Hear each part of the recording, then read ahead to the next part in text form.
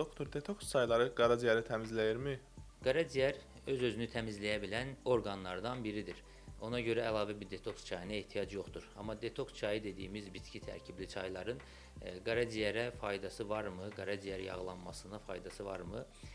Bunun birbaşa təsdiqləyən heç bir elmi araşdırma yoxdur, amma çayların ümumiyyətlə xəstə insanlar bu müddətdə özəl bir diyetlər eləyirlərsə, çaylarla bərabər bir miqdar daha yüngül hiss eləyə bilərlər özlərini, amma qaraciyərə fürsət verirlərsə, qaraciyər öz-özünü daha yaxşı təmizləyir. Bəzən çayların içərisində nanə, çoban yastığı, şüyüd toxumu kimi saya bilərik ki, bunlar ümumiyyətlə mədə-bağırsağa həqiqətən də faydalı çaylar olduğu üçün, bitkilər olduğu üçün mədə-bağırsağın rahatlamasına bağlı insanlar bir rahatlama hiss eləyə bilərlər.